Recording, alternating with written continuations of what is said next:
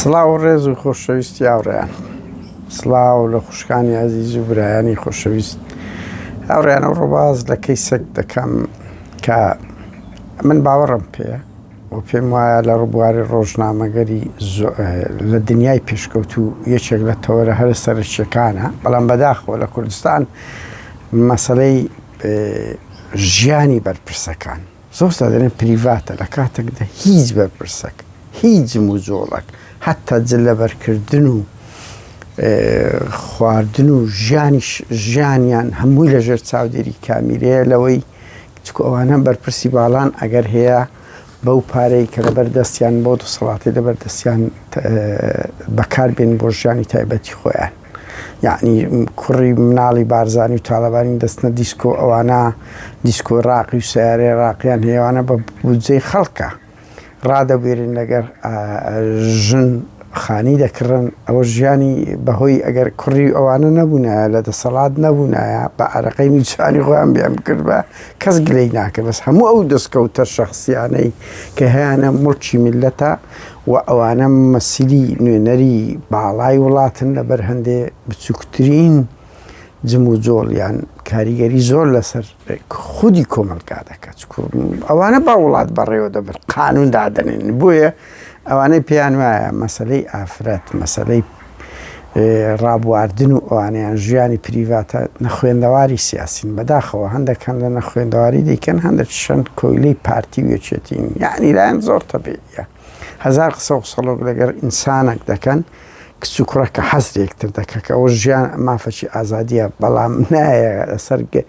بەگەوادبوون و بە لەشفرۆشبوونی ژن و پیاوەکانی خۆیان مەسئولەکانیان بکەن. یعنی من یەک نمونە وڵم هاڕزۆر دەدەێت کورد کۆمەلگایەکی شاعیری ناموس پەرستە درۆیە، یعنی ماکت تەبی، هێزت هەبی، لەشفرۆشی گەوادی زۆر نۆرمال عەبەر دەبریت. بەڵام کێشەکە لەو ئێک لە کوڕە هەژارەکانە، ئەوەش لە کوڕە هەژارەکانە چەند شنە مەسئول و بەرپرسیمی هەیە کە بە ئاشکرا خەڵک هەستیان پێ دەکاتن ئاگیان لە ماڵ و منداڵ و هاوسەرەکانی خۆیان نییە ڕادەبوێرن لە ئەوروپا. کەم لەو ڕۆژانە دێمە سەر بەشیان لە ئەوروپای. بەهەرحاڵ بەناو لامە لە پۆلۆنیا بەشێک لەو بەرپرسە بێ شەرەفانە چ دەکەن بە داهاتی میلەت. بەهەرحاڵ هاوڕێیان ئەوە هیچی ژیان لە ئەوروپاش سیرکەن، لە ئەمریکاش هەر باشترین نمونە کلنتۆن لەسەر ماچەک شەوەک هاوجود بوون لەگە مۆنیکای هەموو دنیاکەتە توی وانیا، ینی سەرۆکی ئیتالیا بڕۆ دوێت دەیا قەشا لە دنیا زوو ناوی دەکەویتەوە لۆ لەبەر ئەوەی ئەوانە بەرپرسی باڵای وڵاتن، نابێ نمونەیەکی خراپ لە ناو کۆمەلگا پیشان بدەن. ئەوزە پێگەی خۆیان بەکاربینن، پێگەی خۆیان ئیمکانیاتی خۆیان. ئاخر کاچی من ئەوە چش ئەوەگە مەسئول هەیە فشەی کردی ڕاستی کردی ئەڵێ زیاتر لە 200 کچم کردە ژن بە تەعین بوون شتی وهەلا. ئەوە چ جەریمەکە؟ ئەوە هەندێک 10,000 ساڵ بژیرێ، هەمووی تاوانە. یعنی داهاتی ئەو میلەتەی بەشەکی ممتەلەکاتی ئەو میلەتەی ئافرەتەکی لەشفرۆش سەنجی زۆر زیاترە لە زۆربەی پێشمەرگە و خەڵکی تێکۆشە لای ئەو مەسئولە گەورە باڵایانە. یعنی بڕوا بکەن. ئێستا من هەندێک نمونە باز دەکەم بە تایبەتی ئەو دوو تاوانەی کە مەلا بەختیار و فازڵ میرانی کردیتیان کە دوو ڕەمزی گەورەی ئەو دوو پارتی وێچێتیان هاوڕیان، یەکچەند سکرتێری مەکتەب سیاسیە، یەکچەند کارجاری مەکتەب سیاسی یەکێتی بووە. یعنی لە دوای سەرۆک ئەو دووە دێتن. ئەوانە نەخشەی وڵات دادنن، ئەوانە گوتە بێژی ئەوە بەس بزان چ بێ شەڕەفی بێ تاوانێک دەکەن بەدەر لەو هەمووی کە پێگەی خۆیان بەکارهێنایە لە پێناوی شەهوەتە سکسیەکانی خۆیان کە هەردووچیان دوو لەو دەیان و سەدان مەسئولە هەر بێ شەرەفەکانی پارتی وێچێتین. خاوڕیانە من بۆ خۆم یەک لەوانە بم زۆر متەئەسیر دەبم بە کەسی ئەنفال، یەک لەوانە لە نۆگرە سەلمان حەجاج هەبوو کە دەستدرێژی شەوانەیان دەکردە سەر ژنانی کورد. دەستدرێژی یان بەکارهێنانی ئەوە بەعسێک بیکا و پارتی وێچێتی بکە بەس پێم برێ فەرقەکەی چییە. ئەوەندە تاوانیان هەیە. ئەمە هەمومان لە ئەوەندە زۆر بۆ پارتی وێچێتی و بەداخەوە کوردی ئێمە تاوان ئەگەر یەکە کورد بیکە لای تقریبا ئەوێ بەس ئەگە عەرەبەک دەستێژی سکسی بکاتەسە کوردەشی زۆر لایەن تاوانە ئێوە ڕاسیزم بوونە تاوان هەر تاوانە یعنی هەر ئینسانێک بیکە بەرحاڵ هاوڕێم بێمە سەر ئەوەی یەکەم کەس بە باسی فازڵ میرانی بکەین فازڵ میرانی دێنە سەر فازڵ و ژیانی هاوسەرجا دێمە سەر مەلا بەختیار و میدیای هاوسەری ئێستای کە چۆن ئەو دوو نموزەجی هەرە قێزەوەنیان لە ناو کۆمەلگای کوردی دوو بەرپرسی باڵا ژن داگیرکردن وەک لەو ڕۆژانە کاک پەرلەمانتارێکی گرتو ئەڵێ یعنی کاک ئەبوبەکر هەڵەتنی خۆ ڤیدیۆکە زۆر بەتەنتە ئەڵێ کابرا گوتی کاکەوە وەرە ژنەکەم لۆ خۆت بی گوتبی نا لەکنە تو دەوی بەسکەی زەوقم گرتی دێمەکنی تو ویژدانتان بەعسیەک تورکە شتێکی وا بکە چ دەکەن چی دەکەن دەیان لەو زۆرە چیرۆکانە هەیە بڕوا بکەن یەکێک لەو پیاوە ساقیتانەی نێچیروان بارزانین وتبووی کەم کچێت عاد بتە بردگەیان مەکن نێچیری دوای ئەو مۆعیدم لێ وەرنەگرتیە تۆ بزانە خۆ ئێستا ئەو کچە مۆدیل فرۆشانە هەموو بوونە ملیۆنێر های لایف دەژین ئێدە ژنی ئەنفال خەڵکی قوربانی تێکۆشار ئەوە دەبێت لەو پەڕیزە لێدایە بەس ئەو ژنە مۆدانە ملیۆنێر و های لایڤ دەسەڵاتیان لە هەموو شتێک زیاتر دەڕوا دەسەوەڕ دەکەن ژنەکێ من نامەوێت ناوی بدەم دیارە ئەیانگۆ لە گەرمەی کڕۆنە مەگەر بەس وەزیری ناوخۆ بەقەدوی دەسەڵاتی هەبایە لە سوڕانەوە بەکەیف خۆی لە هەموو شوێنێک ئیتر ئەو دەسەڵاتە بێ شەرەفەتەیە وەکو چەند جاری کە باس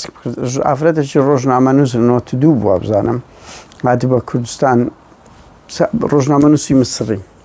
کە چوو بەوە راپۆرتەشی نووسی بابەتەشی نووسی ئەوەندە قیادەی پارتی وێچێتی باوا بڵێ کوردی تەڕەماش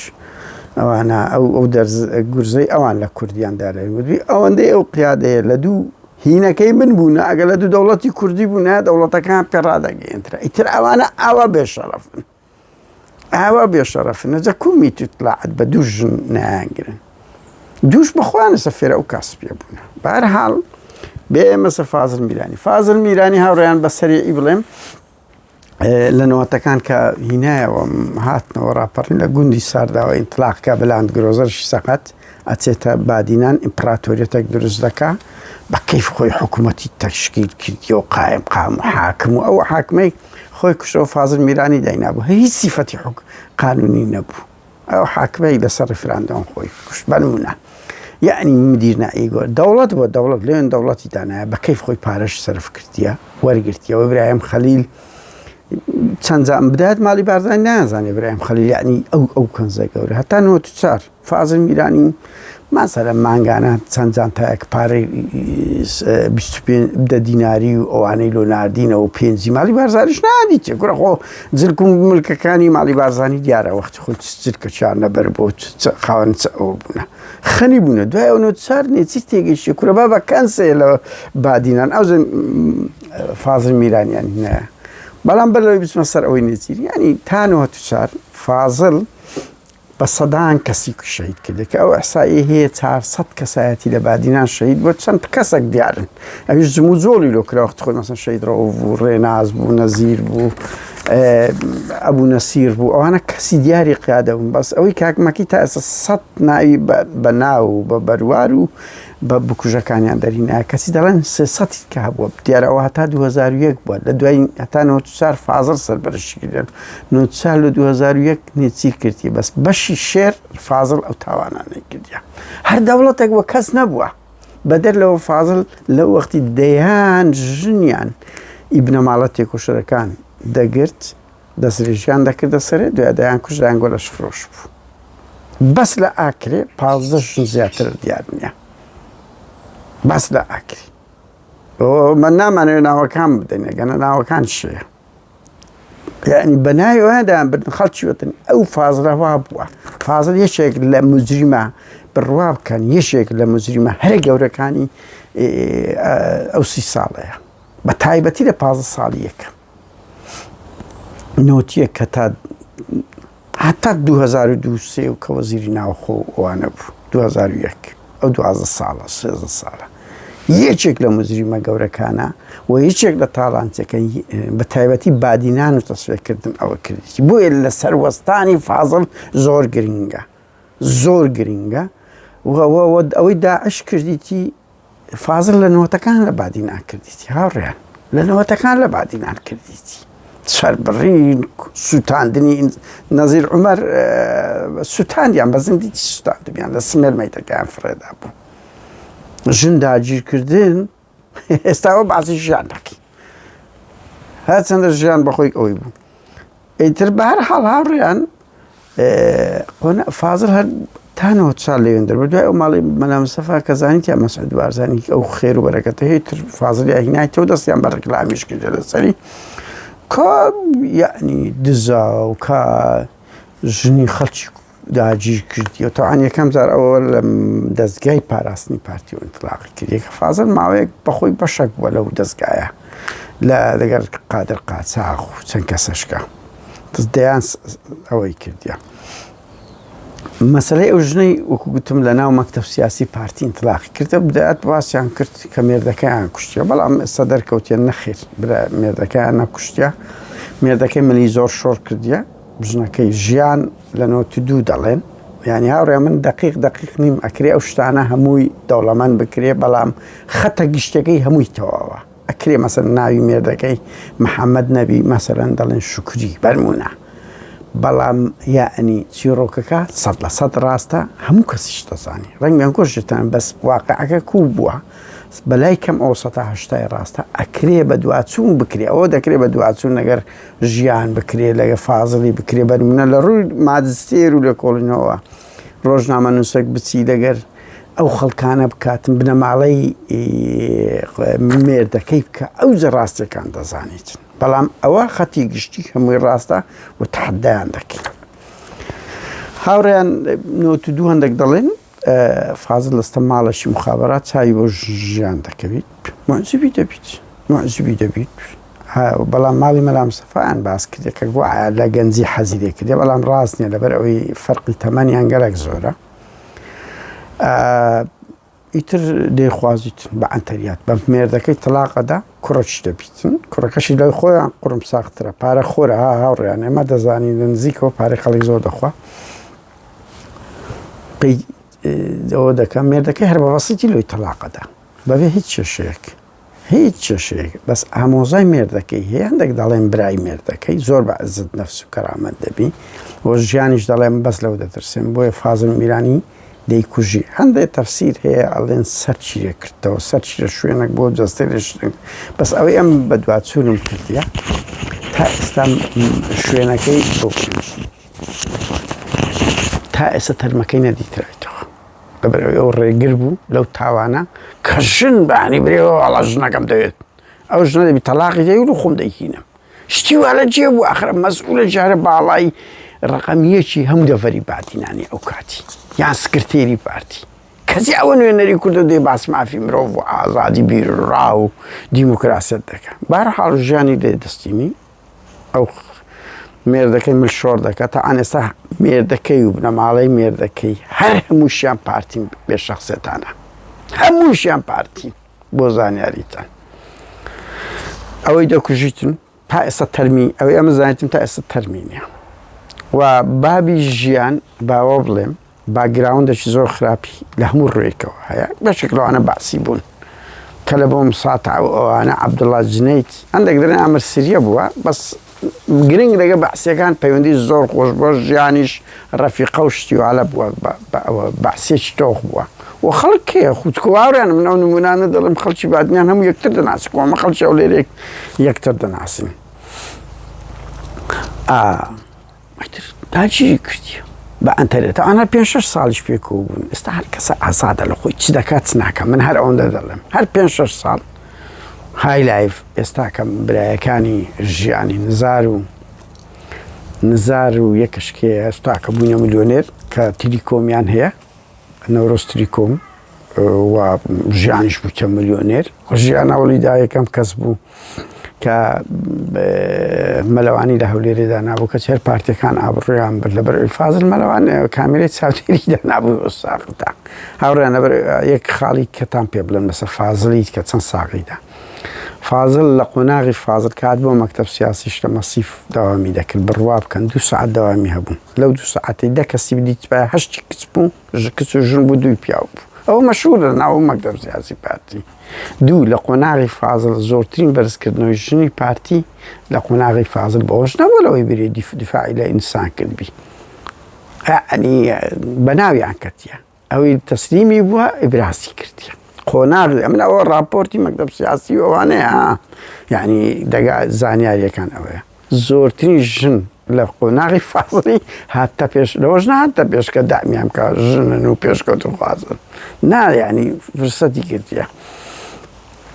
لەودان تەنانەت ئەو وەکو گوتم ئەو 2 ساعتەی پاوسیان هەبووە لە 1 لۆسێ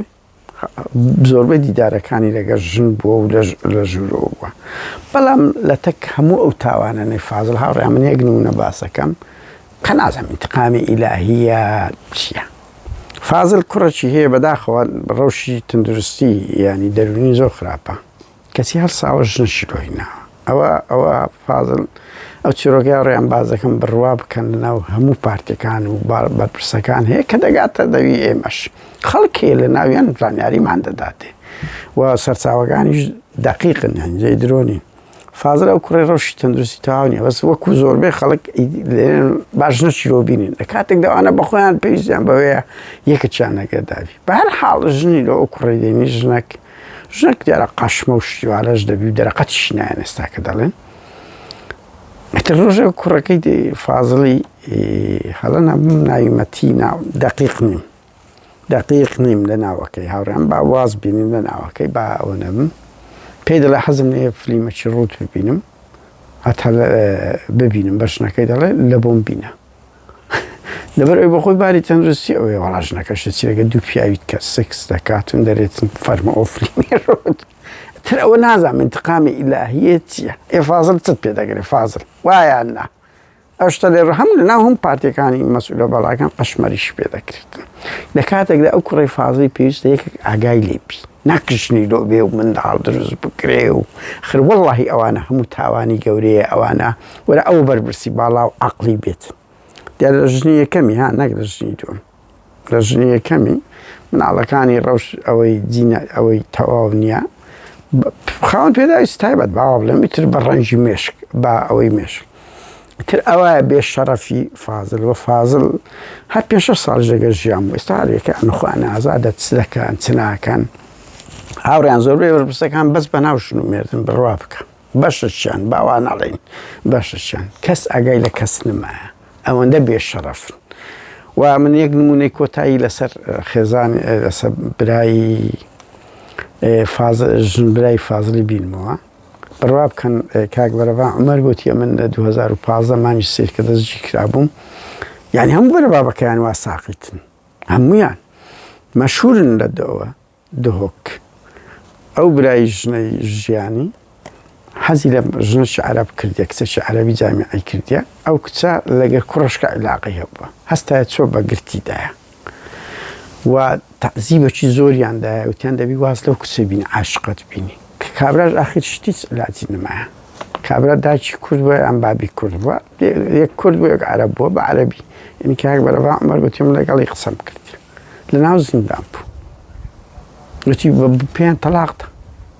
پێیان ئەوە برێم نەک تەلاق یعنی جێ لەکتریان جیا کردەوە و لۆ ڕابواردنی خۆی برتی نانکردی ژن تەوا 4 ژنی هەیە و نزارە و ملیۆنێریشن ئەوانە ئەم نەورۆستری کۆمیان هەیە هەم بەرپرسی باڵان لەسەر ئاسایش ئەوان بەڕێوی دەبن ئێستا شدە هۆچ بڕیار بەدەستە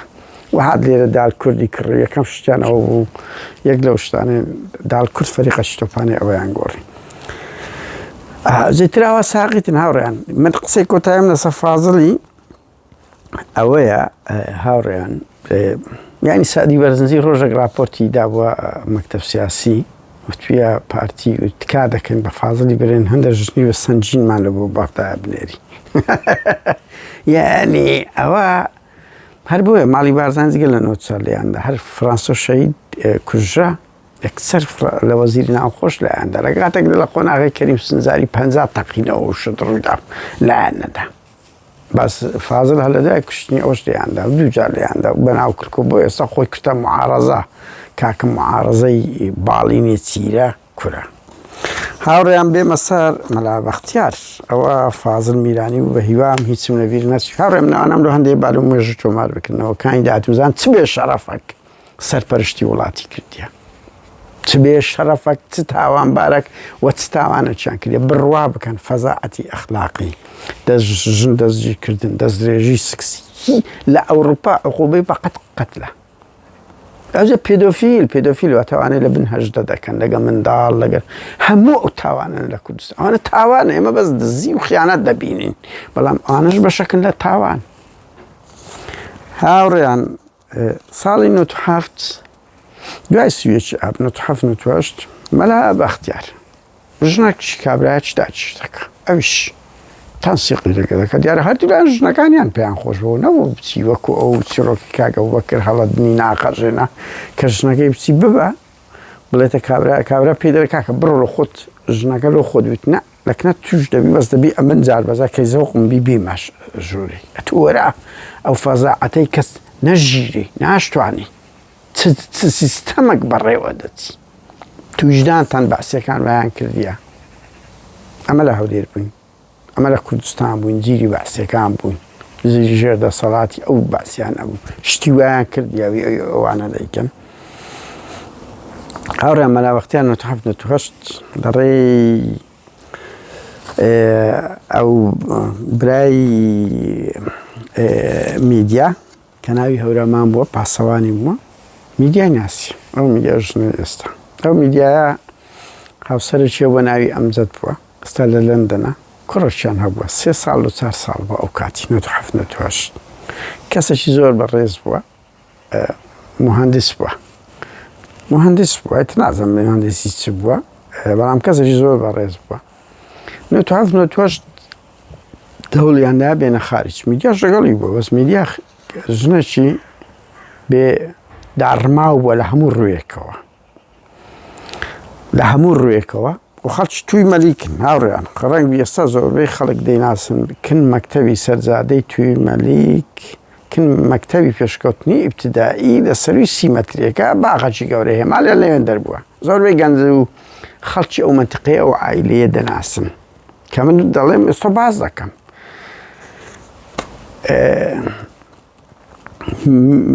میدیا هاوسەری ئەو کوڕی بووە پێی نەگوتی لەگەڵ مەلا بەختیاری علاقەی هەیە پێی نەگوتیە و نازام هەورامان هەر ئەوە دەزاندرێ هەورامان پاسەوانی تایبەتی مەلا بەختیاری بۆ لەو ڕێەوە علاقاتەکە دروست بووە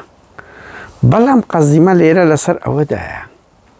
وەرە تو 1970 ئەو کابرایە هەموو ماڵی دەفرۆشی میدیا شەگەڵێتی گوایە دەستنە خارج جەوازیان کڕیەوە و ڤیزا و دەمی بەسەتە تورکیا بیرتانە بەدەستکەتیە ئیتر شەوی ئەخیری کاک ئەمجەد ژنەکەی و منداڵەکەی دەنێتە ماڵی بابی سبێنێ بستنە دوی ئەو ژستە ماڵی بابی خۆی خواحافیز بووم بکە شەوێ کە دەستە ئەو میدیاستە ماڵی بابی و ئەو ژستۆ ماڵی بابی لۆ سبێنەکەی بە سیارەی دەستە دوی کە بچنە برایم خەلیلی بڕۆن وەڵا لەوێن دەرماڵی بابی ئەو میدیای پێ دەڵێن ئەتو لە خۆت بڕۆ ژنەکەت و کوڕەکەت نایەن تەواو دەبی تەلاقیشی بتوی ئەڵێن ئەو کاک ئەمجەدە چتۆگەڕەکەی خۆیان هۆڕە هۆڕگریا لەبەر چاوی هەموو خەڵک هۆڕە هۆڕگریا تۆ وەرە شۆک کودات بگرێت و بە چ نیازێک بووی چۆم بووە ئەوش ماڵی بابیش دەستکی بکەم بڵێن کاکە ژنەکە نایەتن لێرە مێرد بە مەلا بەختیاری دەکات دەبێت و بڕۆی هاوڕێیان ئەوە کارجێر مەکتەب سیاسیەکێتیە ئەوە کە دێتن باسی مافی ئافرەت دەکا ئەوە کە دێ ئاوە ژنی خەڵک لە پشتەوە داگیر دەکە بە زۆرم لێ داخۆ چ بەرتیرەک و چ پلە و ئەوەیەکیانی چ نموزە دەکە ئەوە خۆی پێفەیلسوفی دیموکراسی کوردستانە بڕۆن بپرسن هاوڕێیان من بڕوا بکەن ئەو شتانە قسە گوردم لەسەر هەر وجدانیە مەسەلەکە وجدانیە مەلا بەختیار ئەگەر ئەو چیرۆکەی من ڕاز نییە فەرموو بێرە ئەتۆ حەقەتەکەی باسکە هەتا ئەمە داوای لێبوردن لێ بکەین ژنی خەڵکە لە ئاخر شەو کابرا کە دەیەوێ بستە خاریچ لەگەر ئەوکەی تەواو کاگەم زەدە سەر لە لەندەنە ژنەشی کوردی ڕۆژهەڵاتی نایە دەژیتن کوڕەتیشیان هەبووە 3 ساڵ نازانم ئێستا چەند دەبێت پێستاکە لە 97 تەمەنی گەورە بێ ئەو میدیایە ئاوا بێڕەوشتی لەگە کردیە بێڕەوشتی برادری هێرۆ بوو هێرۆ باس میدیا بە خۆی دەزانی هێرۆ میدیا چ بوونە لەو چۆن هاوڕێیەک بوون ئەوە هێرۆیە کوژرایە شتە بەغدایە لە ترسی ماڵی باوی دایەوە کوژرا هاوڕێیان من زۆر شت کە دەزانم بەس ینی پرەنسیبی ئەخلاقی ڕێم پێدان نادا بەڵام مەلا بەختیار تۆ شەرم لە خۆت بکە کارژێڕی مەکتەب سیاسی حیزبش بەدەرلەوە کاکە سعدی پیرەنی ئەوەندە زمان باز لەم دیموکراسەت و مافی ئافرەت و ڕۆشنگەری و پێشکەوت و کرەوەرەوە بە کوژرابای وەختی خۆی ومازانی شەید ئالامی چ بێ شەرەفەکە نەنگۆ تو ویجدان مەلا بەختیار لەگە چەند بەو پێگەی خۆ لەگە چەند ژنێ گرت شەوانی سوورت کردەوە چ پارەکە تەرخان کردی لەو شتانە دەشتەوێت ئێمە بێن هیچ قسە نەکەن لەسەر ئەو تاوانانەتان بۆ چمە بەرپرسە چی هاوڕیان ئێمە زۆر زار بەمە دەڵێن نابی لە ئاسایی ئەوروپا بکرێتەوە ئەمە لە کوردستان کاکە ئەمە دەبی هەنگاو بەرەو ئەوروپا باوێن نەک هەنگاو بەرەو خەلیج و وڵاتە دیکتاتۆرەکان باوێن بەهەرحاڵ مەلا بەختیارش بەو شێوە ژنەکەی داگیر کردیە لە کاک ئەمزەدی و ئەو ئاخر شەو وەڵی من بەس ئەوەیە ینی وەرە ئاخر شەو پێ بڵێن دەبی ژنەکەت تەلاق دەی و ژنەکەت تەواو هیچ نییە بۆ خۆت کوڕەکەت بڕۆ ئەوروپای تاون کابرار ئەو شەوی ڕۆژی پاشترە چیە هاتە ئەوروپایی و ئەستا وەکو دەڵێن لە بەریتانیایەوەی ئەم بزانم و من هاوڕێیان بڕوا بکەوم لە کاک ئەمزەدی نەزانێن وتیانم ڕقم تەلەفۆنەکەت دەدەین بەس بەرگەم نەگرت و چی پێ بڵێم یعنی چی لێگە بەعسکەم فەقیری بڵێم کو ژنەکەت داگیرکرا کو خیانەتی لێ کردی ئەو مەلا بەختیارێک کە دێ باسی ڕۆشنگەری و فکر و پێشکەوت و خوازی دەکا تاوان وەخت خۆی دەگوترا کە ژنەکە پیاوسەرەکەیان کوشتە ڕاست نییە دیارە هەرە نەگەوت وارم مەلا عەبدولەتیف سەلەفیەکە و قوڕم ساغا مەلا عەبدولەتیف وای دەدناسم لە پشتەوە چ دەکەیت چ قوڕم ساغا چی بەس وەڵڵا ئێستا بەعسکەم کەس بڕوا ناکە ئەڵێنە من بەڵگە هاوڕێیان دوایین شتم زۆر کۆمیدیە ئەو بوو خەڵکەیمە ماسە ئەڵێ کا بەڵگەت کە مەلا عەبدولەتیف سەلەفی سەر بە پارتیە ئێ باشە بەڵگەی چتان لۆ بینم ئەمە خەڵک لەناو قوڵاییوان پێمان دەڵێ عەبدوڵڵا ئەو مەلا سەلەفیە چ دەکا کە خڕ دەبنەوە مەسەلەی سکس ناشتیکە ئەڵێتە من بەڵگە لۆ بی بەڵگەی لە چێ بینم باشە چێ بەڵگەی کادیرێکی پاراستنی هەیە بەدەستیکەتی کاچی منەوەکەی ڕووخان ئەو کات بە دیار دەکەی بەس ئەمە بەرپرسین لە بەرامبەر ویجدانمان کەگە عەبدوڵڵا سەلەفیە مەلا عەبدولەتیف سەلەفیە سەر بە پارتی تەمویلی نەکە ئەو کۆمەڵێک بەرپرسی بکەن